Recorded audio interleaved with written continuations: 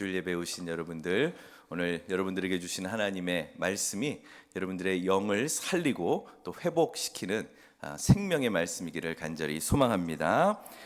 우리 지난 한 주간은 2026년도 말씀으로 스타트라는 그 주제를 가지고 신년 특별 새벽 기도로 모였습니다. 어떻게 하는 것이 하나님의 말씀으로 사는 그런 방법이냐, 비결이냐, 그 부분에 대해서 우리 함께 말씀을 나눴는데요. 참석하신 분들은 그 비결을 다 지금 알고 계시는데, 참석 혹시 못하시는 분들은 아직 유튜브에 있습니다.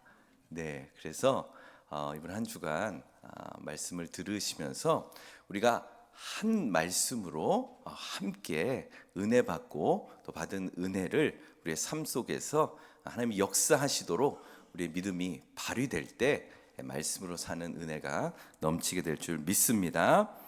여러분, 2026년도 우리가 힘차게 시작했는데 며칠 지났죠? 10일 지났죠? 오늘 11일입니다. 신년 첫 주일 예배를 드리시면서 여러분들이 각자 하나님 앞에 신앙적인 어떤 결단을 하셨으리라 생각이 듭니다. 하나님, 작년보다는 더 성숙한 그런 모습으로 변화되길 원합니다. 작년보다는 더 믿음이 있기를 원합니다. 작년보다는 하나님의 뜻을 더 잘 분별해서 그 믿음으로 그 뜻에 순종하길 원합니다. 여러분, 다 이렇게 결단하셨죠? 네, 열흘이 지났습니다. 여러분, 지금 마음은 어떠십니까? 작심삼일이 지났는데, 네. 여러분, 새해가 되면은 그런 결단을 다 누구나 하지요. 잘 살고 싶은 그런 마음들이 다 있습니다. 무엇보다도 우리는 하나님 앞에 더 온전한 사람이 되기 위한 그런 소망을 다 가지고 있습니다. 그런데요, 막상 우리의 일상 속에서 생활을 하다 보면은 우리는 너무나 자주 중요한 부분, 가장 중요하다고 여기는 그 부분을 놓칠 때가 너무 많이 있어요. 그러니까 잊어버릴 때가 너무 많이 있어요. 저는 2026년도 여러분들과 함께 지금 시작하는 시점에서 우리가 앓고 있는 아주 고질적인 질병을 진단하면서 오늘 말씀을 통해 그 병을 고쳐나가기를 원합니다. 의학적인 병명은 아닙니다만 우리의 영혼을 아주 시름시름 앓게 하는 그런 병입니다. 그 병 이름은 복음 건망증이라는 겁니다. 복음 건망증. 이런 건망증이 뭐죠? 제가 사전적인 정의를 한번 찾아봤어요. 어떤 사건이나 사실을 기억하는 속도가 느려지거나 일시적으로 기억하지 못하는 기억 장애 증상이 건망증이라고 합니다. 우리 한마디로 깜빡깜빡한다 그러죠. 깜빡깜빡합니다. 그냥 알기는 알아요. 알고 있어요. 숙지하고 있어요. 그런데 집에 들어가려고 거라지 도어를 열었는데 갑자기 번호가 생각이 안 나요. 이게 몇 번이었지? 어제는 분명히 열었는데 까먹어요. 가스불을 켜놓고 딴 거 하다가 불 켜놓은 거를 까먹어가지고 다 태우고. 집안마다 그런 적 있으시죠? 침묵은 가장 강한 긍정이라고. 네. 그리고 선글라스를 머리에 딱 끼고, 그러고 나서 내 선글라스 어디 있지? 그러면서 애꿎은 애들한테 빨리 찾아, 빨리 엄마 선글라스 찾아. 아이고, 엄마라고 얘기해버렸네. 실제로 있었던 일입니다. 결정적인 순간에 깜빡하는 거예요. 근데 우리 신앙생활에도 너무나 똑같은 일이 벌어집니다. 우리가 하나님을 떠난 게 아니에요. 믿음이 없는 게 아니에요. 예수님을 안 믿는 게 아니에요. 교회 떠나지 않았어요. 그런데 결정적인 순간에 하나님이 존재하지 않으신 것처럼 행동을 해요. 예수님을 전혀 모르는 사람처럼 말을 해요. 믿음이 없는 것도 아닌데 믿음이 전혀 없는 사람들과 방불할 정도로 너무나 똑같이 그렇게 행동을 할 때가 있어요. 결정적인 순간에 살아계신 하나님이 내 인생에 없는 것처럼 생각하고 행동하는 증상이 뭐라고요? 복음 건망증. 그냥 건망증이 아니라 복음 건망증. 이 건망증이 도지면 어떤 증상이 벌어지느냐? 예수님의 12 제자들의 모습을 통해서 우리가 볼 수 있습니다. 마가복음 4장 말씀에 보면은 제자들이 배를 타고 가다가 광풍을 만나게 됩니다. 파도가 너무 세요. 광풍이에요. 그래서 배에 물이 막 다 들어옵니다. 그러니까 배가 점점점 물에 잠기겠죠. 그럼 어떻게 돼요? 가라앉지요. 죽게 생겼습니다. 근데 그때 그 배 안에 예수님이 계셨어요. 제자들이 막 화가 나서 예수님을 막 붙들고 우리를 왜 그냥 여기서 죽게 냅두냐고, 아무것도 안 하고 뭐 하고 있냐고 막 성질은 성질 다 냅니다. 이 제자들이요, 예수님이 이 바람과 또 파도를 다스리시는 창조주 하나님이라는 사실을 완전히 까맣게 잊어먹고 하나님이 없는 것처럼 벌벌 떨면서 죽게 생겼으니까 하나님한테 막 화를 내는 거예요. 근데 이 사건이 얼마 지나지 않아서 마가복음 9장에 가면은요, 예수님과 제자들이 이제 예루살렘으로 향해 걸어가고 있었어요. 근데 그 걸어가는 길 내내 제자들이 서로 막 티격태격 싸우는 거예요. 뭐 때문에 싸웠냐면 우리 중에 누가 더 크냐, 서열이 어떻게 되느냐. 야, 너 예수님이 언제 불렀어? 내가 제일 먼저 픽당했어. 너는 언제야? 너 제일 끝이잖아. 누가 더 크느냐, 누가 더 높으냐, 그걸로 계속해서 싸우고 있는 거예요. 지금 예수님은 예루살렘으로 가고 있어요. 예루살렘으로 가고 있다는 것은 십자가를 지러 가고 계시는 중이에요. 그런데 제자들은 예수님은 십자가를 지러 가는 그 길에 자기들은 여전히 세상의 논리와 세상의 가치에 파묻혀서 누가 더 높으냐로 싸우고 있어요. 예수님이라는 영원한 기업을 이미 얻은 사람들인데 고작 이 세상의 그 자리 다툼 때문에, 자존심 싸움 때문에 도토리 키재기하면서 그 일에 자신들의 목숨까지 거는 듯한 그런 행태를 보이고 있다는 거예요. 건망증이에요. 여러분, 근데 이상하게 그런 제자들의 모습이 낯설지가 않아요. 우리한테도 그런 모습이 너무나 많이 있어요. 막 예기치 않는 인생의 풍랑이 조금만 닥쳐오게 되면은 내 안에 계시는 예수님을 까맣게 잃어버리고 불안과 염려, 걱정 속에 파묻혀 버립니다. 이제는 죽는구나. 집에서도 뭐 여러 가지 관계에서도, 심지어는 교회 안에서도 자존심 싸움 때문에 우리의 감정과 우리의 에너지를 너무나 많이 소비하고 있어요. 왜 이럴까요, 우리? 성격 문제입니까? 오늘 환경 탓이에요? 아니에요. 기억의 문제입니다. 내 안에 무엇이 들어있는지 몰라요. 내가 가진 게 뭔지를 까먹고 있는 거예요. 오늘 본문의 마태복음 13장의 비유는 바로 우리가 가진 것이 무엇인지, 특히 우리에게 임한 하나님 나라, 이 천국이 도대체 어떤 모습으로 우리에게 임했는지를 너무나 정확하고 명확하게 보여주고 있습니다. 오늘 우리가 읽은 이 비유는 천국 비유라고 합니다. 13장, 마태복음 13장에는 여러 가지 천국 비유가 나옵니다. 근데 특별히 이 밭에 감추인 보화와 진주의 이 비유는 흔히 본문을 읽으면서 천국은 이 보물과 같다, 이 진주와 같다라고 하니까 그 보물을 얻으려면 내 재산을 다 팔고 희생하고 헌신해야 된다, 이런 식으로 이해하고 합니다. 그러니까 내 거를 팔고 내 거를 희생하라고 하니까 그게 부담이 되는 거예요. 예수 믿으려면, 구원받으려면 집 팔고 땅 팔아야 되나, 뭐 이런 생각이 들죠. 근데 예수님의 이 말씀, 이 비유는 그런 뜻이 아닙니다. 예수님은 헌신을 강요하기 위해서 이 본문을 주신 게 아니에요. 이 비유는요, 당시에 예수님을 둘러싼 그 상황에 대한 답으로서 이 비유가 주어졌습니다. 당시 예수님 주위에는요, 예수님을 오해하는 사람이 너무 많았어요. 그래서 예수님을 대적하고 예수님을 반대했습니다. 특히 예수님이 메시아신데 메시아에 대해서 무지한 사람들이 너무나 많이 있었어요. 유대인들이 그토록 원했던 메시아이신 예수님이 자기들 눈앞에 왔는데도 불구하고 그들은 예수님을 받아들이지 못하고 오히려 대적을 했어요. 왜 그럴까요? 자기들이 기대했던 메시아의 모습을 예수님이 보여주지 않아서 그렇습니다. 그들은 생각했습니다. 메시아가 오면 로마 제국을 다 때려 부술 것이다. 그래서 우리의 억압에서 구원해낼 것이고 우리는 진정한 해방을 얻게 될 것이다. 그들이 원한 것은 심판이고 그리고 보상이었습니다. 그것을 가져오는 메시아를 원했습니다. 그래서 정치적이고 군사적인 그런 힘을 가진 그 메시아를 기대했습니다. 그런데 예수님은 어떠세요?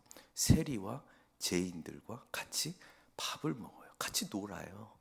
병자들, 약한 자들 계속해서 케어하십니다. 로마 군대를 무찌르는커녕 뭐라고 말씀하십니까? 나는 의인을 부르러 온 것이 아니라 죄인을 부르러 왔다고 말씀하십니다. 당시 유대인들은요, 자기들 스스로를 의인이라고 생각을 했습니다. 그래서 보상을 바랬단 말이에요. 우리는 의인이니까 하나님께서 우리에게 메시아를 통해서 보상을 해 주셔야 된다. 하나님 모르는 자들, 저 죄인들을 다 싹 다 없애버리고 다윗의 왕국을 온전히 세워야 된다. 그런데 예수님은 너희들이 죄인이다 라고 말씀하시면서 회개를 촉구한 거죠. 그러니까 여기 엄청난 충돌과 갈등이 일어나게 된 겁니다. 유대인들은 스스로 의인으로 생각했기 때문에 심판자를 원했지만 여러분, 죄인인 인간에게 심판자가 오시면 어떻게 됩니까? 죄인들은 다 죽습니다. 그래서 예수님은 이 비유를 통해 지금 말씀하시는 거예요. 너희들이 생각하는 그 천국, 그 하나님 나라, 내가 가져온 이 천국하고 완전히 다르다. 천국은 지금 심판의 칼을 휘두르러 온 것이 아니라 천국은 마치 밭에 감추인 이 보물과 같다는 거예요. 우리가 귀한 보물을 보관할 때 어떻게 하죠? 여러분, 굉장히 귀중한 귀중소에 도둑맞으면 안 되니까 깊숙한 곳에 숨겨두죠. 그런데 보물이니까 우리가 보물답게 대접을 합니다. 여러분, 다이아몬드 몇십 캐럿 그런 다이아 반지를 여러분 신문지에 싸가지고 생선 싸는 그런 신문지에 싸가지고 검은 비닐 봉다리에 넣어가지고 쓰레기통 옆에 둡니까? 네? 그렇게 둬요? 등장 밑이 어두우니까 여기는 안 가져갈 거야. 그럼 제가 가져갑니다. 뭣도 모르고. 여러분, 그런 사람은 없습니다. 적어도 아주 고급스러운 상자에 담거나 보석함에 담거나 아니면 튼튼한 비싼 금고에 넣겠지요. 그러니까 겉만 봐서도 이 안에 정말 귀한 게 들어있겠구나 라고 알 수 있게끔 보관을 합니다. 여러분, 왕의 보물이라면 왕의 창고, 아주 으리으리한 곳에 여러분 보관하지 않겠습니까? 근데 이게 바로 유대인들이 기대했던 메시아의 모습이라는 말이에요. 메시아가 와서 하나님 나라 천국이 오게 되면 왕궁처럼 화려하고 로마 군대를 압도할 만한 그런 강력한 힘이라는 어떠한 그런 화려한 포장지에 쌓여서 너무나 고급스러운 이 보석함에 메시아가 올 줄 알았다는 거예요. 그런데 오늘 예수님이 말씀하신 이 비유에는 그 보화가 어디 있어요? 어디 있다 그래요? 밭에 있어요. 밭에. 그냥 아무나 밟고 다니는 그 밭 안에, 그 흙 속에 그 보화가 있다는 거예요. 겉으로 봐서는 거기에 그렇게 귀한 보물이 있는지 아무도 몰라요. 여러분, 천국이요, 하나님 나라가 왜 그 누구나 밟고 누구도 상상하지 못한 그 흙바닥 속에 감춰져 있다? 이건 무엇을 의미할까요? 이것은 예수 그리스도가 우리가 기대하는 그런 정치적이고 군사적이고 힘 있는 모습으로 오신 게 아니라는 겁니다. 대신 용서와 사랑과 생명과 구원을 보이지 않는 모습으로 마치 흙 속에 묻힌 그 보화처럼 겉으로는 초라한 모습이지만 우리 곁에 와 계신다는 거. 여러분, 세상 사람들은 반만 봅니다. 겉모습만 봅니다. 그래서 뭐 저렇게 나사렛이란 촌구석에서 무슨 선한 것이 나타날 수 있겠어. 아니 정말 대역 죄인들만 형벌을 받는 저 십자가에서 사형당한 저 사람이 우리를 구원할 메시아라고 겉모습으로 판단합니다. 그런데 겉모습만 보고 그 아래 감추어진 그 생명의 가치를 보지 못하는 겁니다. 여러분, 포장지가 아무리 신문지라 그래도 이런 신문지에 쌓인 이 다이아몬드 이 보석이 신문지에 쌓였다고 그게 돌멩이로 바뀌나요? 밭에 묻혀 있어도 보물은 보물인 겁니다. 이 밭에 감추인 보화를 오늘 본문 말씀을 보니까 농부가 발견을 했어요. 이 사람이 어떻게 하죠? 44절에 보면은 발견한 후에 숨겨두고 기뻐하며 돌아가서 자기 소유를 다 팔아서 그 밭을 샀다 그래요. 이 말씀에서 두 가지 중요한 게 있습니다. 하나는 기쁨으로고요. 또 한 가지는 자기 소유를 다 팔았다는 겁니다. 아까 사람들이 오해한 대목이 바로 이 부분입니다. 천국을 얻으려면 내 전 재산을 다 파는 희생이 필요하겠구나. 희생이 필요하겠구나. 그러니까 희생에 초점을 맞춰요. 근데 여러분 가만히 보세요. 이게 희생일까요? 그를 내 거를 다 팔아가지고 이 밭을 사는 게 희생일까요? 아니에요. 횡재입니다. 그죠? 횡재예요. 생각해 보세요. 그 밭이요 한 3천만 불, 3만 불 정도 된다고 한번 생각해 보세요. 3만 불, 3천만 원 정도 된다고 생각해 보세요. 근데 그 보물의 가치가 5천억이에요. 5천억. 뭐 만져본 적이 없으니까 이게 감이 없죠. 5천억. 네. 여러분 그러면 이걸 사기 위해서 집에 가서 우리 집이 지금 얼마인가 봤더니 100만 불이에요. 100만 불 이걸 어떻게 파나? 이런 사람이 있어요? 거기에 지금 그 밭에 얼마가 있다고요? 5천억이 있는데 10억짜리 내 집 이거를 파는데 아까워가지고 야 이걸 팔아야 되나 말아야 되나 이런 고민하시는 분 한번 손 들어보세요. 없지요? 네? 어때요? 예. 싱글벙글하면 입이 막 여기까지 찢어요. 이것만 팔 그거를 사면은 얼마로 얻는 거예요? 5천억. 내 전 재산을 합친 것보다 이 보화의 가치가 더 크다는 거. 그러니까 계산이 이미 다 끝났잖아요. 이미 그 밭을 사는 것 자체가 뭐냐면 그 사람에게는 이미 보상을 얻은 거예요. 밭을 사고 나서 내 집을 팔았으니까 나중에 보너스 더 줘야 됩니다. 이런 식이 아니라는 거예요. 보물을 손에 넣는 것만으로도 여러분 다 끝난 거예요. 이 비유를 여러분 생각하시면서 우리의 신앙을 한번 되돌아 보십시오. 우리의 모습은 어떠냐면 농부처럼 기뻐하기보다는 마치 하나님 앞에 엄청난 희생을 한 것처럼. 어떤 희생이요? 내 집 팔았잖아요. 내 집 판 거 그게 그냥 엄청난 희생인 것처럼 생각해서 마치 채권자처럼 하나님 앞에 행세할 때가 너무나 많은 거예요. 하나님, 내가 지금 세상의 모든 즐거움 다 포기하고 내가 주일 예배 이렇게 지키고 있습니다. 주말에 안 놀러 가고 예배 드리고 말씀 듣고 순종하고 기도하고 봉사하고 헌금도 했으니까 내가 그 한 만큼 보상해 주십시오. 여러분 내가 예수 믿어 줬으니까 올 한 해 제발 좀 내가 원하는 것 좀 들어 주십시오. 이미 내가 받은 보화가 있는데 이상하게 엉뚱한 보너스를 계속 챙겨달라고 지금 하고 있는 시기라고요. 그래서 마치 이런 것과 비슷해요. 야, 너 이번에 공부 잘해서 1등하면 내가 자전거 사줄게. 자전거 요새 안 사주나요? 네, 뭐 아주 너가 원하는 거 사줄게. 공부 잘하면. 여러분 자녀가 그걸 보고 혹해가지고 열심히 공부할 거 아니에요. 근데 사실요 공부를 잘해서 실력을 갖추는 거 실력을 얻는 거는 여러분 그 자체가 그 아이에게 가장 큰 평생의 보상이 됩니다. 근데 아이는 사실 그 가치를 모르니까 뭐만 봐요? 내가 받을 자전거만 보는 거예요. 근데 나중에 그 아이가 크면은 알겠죠. 아, 그때 내가 공부한 게 진짜 내 실력은 내 재산이었구나.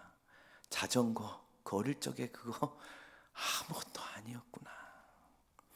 우리 신앙이 너무나 어린아이 같은 그런 모습이 많이 있어 보입니다. 예수 믿고 하나님의 자녀가 된 거, 죄와 사망에서부터 벗어나서 영원한 생명이 이미 나에게 주어졌다는 것, 이 엄청난 것을 우리가 가지고 살아가는 것, 이미 우리에게 주어진 최고의 보상입니다. 그런데 우리는 자꾸 하나님 앞에 딴소리를 한다고요. 하나님 그 보물 말고 돈이요, 하나님 그 보물 말고 땅이요, 그 보물은 제쳐두고 다른 것도 달라고 계속해서 고백합니다. 사도 바울을 보시면 빌립보 3장 7절에서 9절에서 이렇게 고백합니다. 내게 유익하던 모든 것을 내가 그리스도를 위하여 다 해로 여길 뿐더러 내가 그를 위하여 모든 것을 잃어버리고 배설물로 여김은 그리스도를 얻고 그 안에서 발견되려 함이니. 바울이요, 세상의 그 어떤 스펙과 자랑을 지금 다 버릴 때 너무 아깝다, 억울하다, 내가 여태까지 이렇게 공부하고 이렇게 노력해서 얻은 건데 이걸 버리라 그러니까 찜찜하네, 이런 게 아니었어요. 뭐라 그래요? 배설물 쓸기처럼 여겼다는 거예요. 이건 뭔 소리냐면 지금까지 내가 다 획득했던 거, 얻었던 거 아무나 다 소용도 없다, 필요도 없어, 이런 뜻이 아니라 바울이 예수 그리스도를 얻고 보니까 사람들이 자기를 향해서 부럽다고 생각하고 여겼던 그 모든 것들 그리스도랑 비교해 보니까 이게 아무것도 아니라는 게 깨닫게 된 거예요. 그리스도를 얻는 것이 인생 최고의 보상이었다. 이런 초대교회 성도들 사도행전 2장 말씀 보면은 그들은 기쁨과 순전한 마음으로 서로 물건들을 통용했다고 이야기해요. 내게 네 것, 네게 내 것. 이 말 아니에요? 부족하고 어려운 자 있으면 자기의 물질을 다 줘서라도 그것을 채워주는데 그게 기쁨과 순전한 마음으로 했대요. 왜 이러한 일이 벌어졌어요? 모두가 다 예수라는 보물을 다 소유했기 때문에 내가 가지고 있는 것보다 예수라는 것이 더 가치 있다는 것을 모두가 다 누리면서 살았기 때문입니다. 여러분, 예수 믿은 보상이 뭐예요? 예수 믿는 거예요. 하나님을 알게 된 거예요. 내가 언제든지 하나님 아버지라고 부르시면 하나님이 나를 살펴주시는 거. 여러분, 근데 여기서 우리가 더 깊이 생각해 될 것이 있습니다. 오늘 말씀을 보면은 내 소유를 팔아서 이 밭을 샀다고 말하면서 마치 내가 지불한 것처럼 그렇게 생각하기 쉽습니다. 근데 정말 그럴까요? 여러분, 시편 49편 6절에서 8절 말씀을 한번 함께 읽겠습니다. 시작. 아무도 자기의 형제를 구원하지 못, 속전을 하나님께 바치지도 못할 것은 그들의 생명을 속량하는 값이 너무 엄청나서 영원히 마련하지 못할 것임이라. 우리의 생명을 구원하는 그 값, 천국을 소유하는 그 값, 그것은 우리가 가진 어떤 것을 다 팔아도, 아니면 세상에 그 어떤 가치 있는 것들을 다 모아서 그것을 다 지불한다고 해도 뭐라 그래요? 그들의 생명을 속량하는 값이 너무나 엄청나서 영원히 마련할 수가 없어요. 어떻게 할 수가 없다는 거예요. 그 값이 너무나 엄청나서요. 그런데 이 값을, 여러분, 이 밭을, 우리가 소유한 이 보화를, 여러분, 이 값을 대신 치러주신 분이 계시죠. 바로 예수 그리스도십니다. 흠과 죄가 없는 하나님의 완전한 어린 양이신 이 유월절 대신, 이 어린 양 대신 예수 그리스도께서 죄인들을 위해서 자기 스스로가 속전이 되어 주셨습니다. 그래서 예수님께서는 자신의 이름을 믿는 자들을 위해서 천국에 들어가는 비용을 온전히 지불해 주셨습니다. 십자가에 못 박혀 돌아가시고 죽기 전에 다 이루었다 말씀하시는데 그 뜻이 무엇입니까? 내가 너희들을 위해 모든 값을 다 지불했다는 뜻입니다. 당신의 그 고귀한 피와 그 생명으로 우리의 모든 죄를 다 속죄해 주셨다는 것. 우리는 마치 밭을 산 농부처럼 기뻐하면서 내 것을 팔았다고 하지만 그것을 여러분 사실 흉내만 낸 것뿐입니다. 진짜 대가는 예수님이 십자가에서 자신의 생명을 다 지불하셔서 우리에게 그 보물을 선물로 주신 겁니다. 그래서 우리가 공짜로 구원을 얻었다고 말하는 거죠. 여러분 이 사실 믿어지십니까? 내가 믿은 이 복음, 내가 소유한 이 하나님 나라, 예수님의 핏값이라는 어마어마한 이 대가를 주님이 치르시고 나에게 선물로 주셨다는 이 사실을 우리가 믿는다면 우리는 지금처럼 살 수 없습니다. 우리가 세상에서 겪는 그 갈등, 그 복음 건망증, 내가 가진 그리스도라는 이 보화가 얼마나 엄청난 것인지, 그것이 얼마나 큰 사랑으로 나에게 주어졌는지 그것을 잊어버리게 될 때, 이런 그 가치를 모르니까 우리 자꾸만 세상 사람들과 똑같은 눈으로 살아갈 수밖에 없다는 거예요. 그러니까 쓸데없는 것에 우리가 목숨을 건다는 거죠. 우리가 왜 이렇게 자꾸 잊어버릴까요? 우리가 자꾸 이 건망증에서 벗어나지 못할까요? 그것은요, 쉴 새 없이 우리의 귀에 들려오는 그 세상의 소리 때문입니다.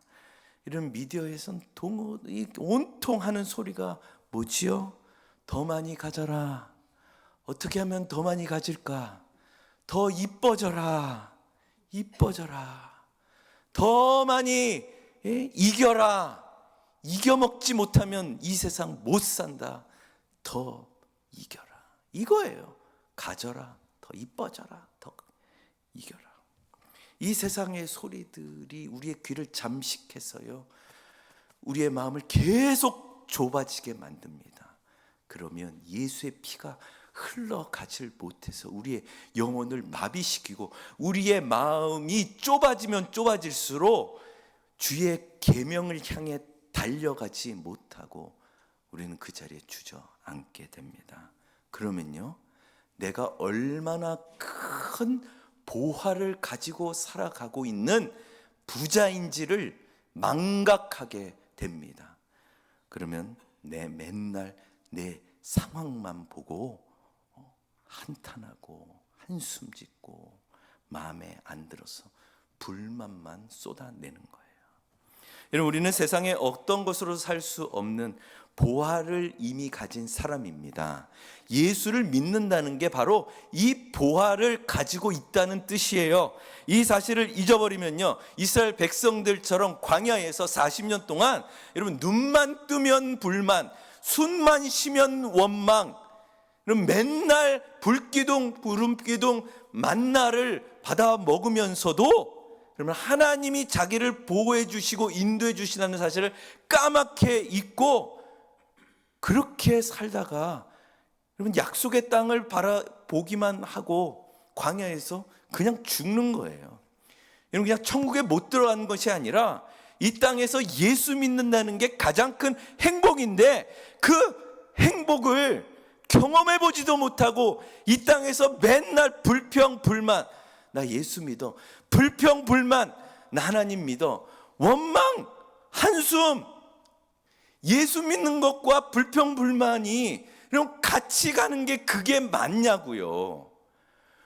하나님이 아름다운 그 천국의 그 비밀을 우리에게 이미 허락해 주셔서 예수 안에서 비록 우리의 삶이 곤고하고 고난이 있고 답답한 현실 속에 있지만 나를 볼 때 돈의 가치가 어떠한지, 나를 십자가를 바라볼 때 내가 사랑하는 영혼들이 어떠한지, 너의 그 심령 속에서 내가 얼마나 말할 수 없는 탄식으로 울면서 그 진리의 길을 가라고 네 귓가에 그렇게 내 탄식 소리를 울리면서도 너는 왜 그 세상이 말하는 더 가져라, 더 이겨라, 더 이뻐져라 이런 소리와 눈에 보이는 것에 네 마음을 빼앗겨서 내가 너를 어떻게 살렸는데도 불구하고 너의 그 가치를 세상 사람들이 보는 가치에 너를 맡기고 있느냐. 이런 광야 같은 이 세상에서 예수만 있어도 충분하다는 것을 여러분, 예수님의 십자가의 사랑을 통해서 우리에게 알려주심에도 불구하고 그 행복, 그 기쁨을 한 번도 경험해 보지 못한 채 여러분 70, 80, 90 가서 나중에 그때 구원의 확신을 물어보면 뭐라 그러는지 아십니까? 하나님 앞에 가는 게 두렵대요. 지은 죄가 많아서요. 아니, 예수님이 이미 그 죄를 다 사해 주셨다고. 20대, 30대, 40대, 50대, 60대, 70대, 80대 죽기 전까지 그 십자가의 복음을 들었는데도 불구하고 그 구원의 확신이 없어서 천국 가는 게 두렵다는 게 얼마나 안타깝습니까?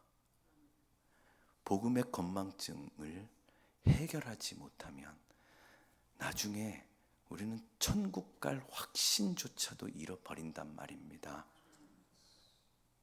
여러분, 근데 하나님께서요, 우리의 이 연약함을 너무나 잘 아시기 때문에 그것을 기억해낼 수 있는 장치를 우리에게 주셨어요.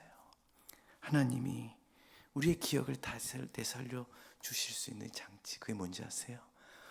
오늘 우리가 드리는 주일 예배입니다. 여러분, 주일 예배는 하나님이 매주 우리에게 주시는 선물이에요. 예배는요, 하나님께 내가 무언가를 드리는 시간이 아니에요.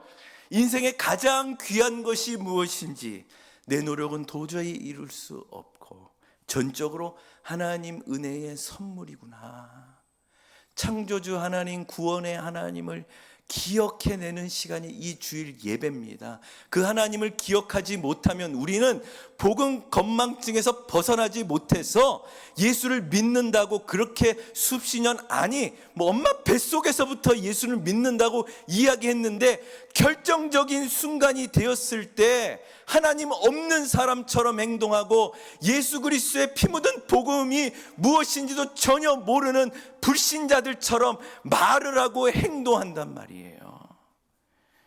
여러분, 주일 예배가 그래서 귀하고 귀합니다. 일주일 내내 세상에 찌든 그 세상의 소리에 우리의 마음이 십자가의 보혈로 인하여 완전히 깨끗하게 씻음을 받아 이제 주께서 내 마음을 열피시면 주의 계명을 향하여 내가 달려가리이다. 여러분, 예배 자리에서 우리 하나님을 기억하셔야 돼요. 나는 실패자가 아니다. 나는 돈으로 환산할 수 없는 존귀한 하나님의 자녀이다. 여러분, 이 예배 자리에 오시면요, 여러분 주님의 무릎에 앉으신다고 생각하세요. 우리 어린아이들 무릎에 앉혀서 내 사랑하는 아들, 하나님의 아들이야. 너는 하나님의 존귀한 자야. 하나님 너를 사랑해. 예수님의 피로 너는 구원받았어. 너는 하나님의 핏값으로 산 존재야. 세상 사람들이 너를 봤을 때는 너를 가치 없다고 생각하고 너의 모습에 대해서 부러워하지 않는다고 여겨도 아니야. 너는 하나님의 존귀한 자녀야. 예배 시간에 이 하나님의 음성을 여러분들이 귀로 들으셔야 여러분 그 건망증에서 벗어날 수가 있습니다. 예배를 통하여 내가 누구인지, 예배를 통하여 나를 살리신 분이 누구이신지, 우리가 이렇게 하나님의 가족으로 하나님을 예배 드리는 이 자리가 얼마나 귀하고 복되인지, 이 기억이 회복될 때 여러분 우리가 비로소 살아납니다. 그러면 우리의 삶이 완전히 달라져요. 여러분들이 하고 있는 모든 일들, 여러분 이것을 다 버리는 것이 아니라 예수 그리스도의 십자가를 통하여서 그 일들을 바라보게 된다고요. 그러면 돈이 여러분들의 삶을 좌지우지하지 않게 돼요. 여러분 예수 믿는다고 다 부자 됩니까? 예수 믿는다고 사업하면, 건드리기만 하면 다 대박이 터집니까? 아니요, 그러지 않습니다. 하지만 우리가 곤고함에 처해 있을 때라도 비록 무화과 나무에 열매가 없어도 외양간 소에 그 우리의 소가 없다 할지라도 나는 여호와로 인하여 즐거워하고 기뻐하리로다. 예수님이 나를 살리신 분입니다. 내 형편이 내 인생의 가치를 평가하지 않고 주님이 하신다고요. 나는 오직 구속의 은혜로 받은 생명에 따라 기쁨으로 사는 인생이 됩니다. 사랑하는 성도 여러분, 그래도 우리는 자주 잊어버려요. 자꾸 까먹어요. 그런데 괜찮아요. 다시 기억하면 돼요. 언제요? 주일 예배예요. 그래서 주일 예배 빠지면 안 돼요. 복 못 받을까 봐 주일 예배 빠지고 어디 놀러 가면 사고 나면 어떡하지? 여러분, 그렇게 두려워할 필요가 없어요. 내가 살아야지요. 내가. 주일 예배, 이 주일 예배는 하나님 우리에게 주신 선물입니다. 어떤 선물이요? 내가 어떠한 보화를 가지고 있느냐? 하나님 우리에게 주신 이 주일 예배라는 이 선물, 여러분 여기서 선물을 개봉할 때 그 안에 누가 있습니까? 예수님이 계십니다. 이걸 확인하셔야지요. 이 예수님을 확인하셔야지요. 이 확인한 예수님을 의지하고 일주일 동안 살아가는 겁니다. 일주일 살 때 힘들고 어려울 때 있죠. 그럼 다시 또 일주일이 또 와요. 여러분 일주일이 안 오면 어떨까요? 생각만 해도 끔찍합니다. 그러나 또 옵니다. 아멘. 다음 주에 여러분 또 선물 받으러 다 오십시오. 여러분 우리는 밭을 샀습니다. 보화는 이미 우리 것입니다. 세상 밭에 여러분 제발 우리 기웃거리지 맙시다. 거기 아무것도 없어요. 괜히 거기 파지 마세요. 팔만 아파요. 이미 우리는 보화를 받은 존재임을 깨닫고 이 엄청난 보물을 소유한 자의 기쁨과 그 감격으로 이번 한 주간도 넉넉히 승리하는 우리 모두가 될 주님의 이름으로 축복합니다. 자, 우리 함께 나 무엇과도 주님 바꾸지 않겠습니다. 다른 어떤 은혜 구하지 않겠습니다. 오직 주님만 사랑하겠습니다. 우리 함께 찬양하며 기도의 자리로 나가겠습니다.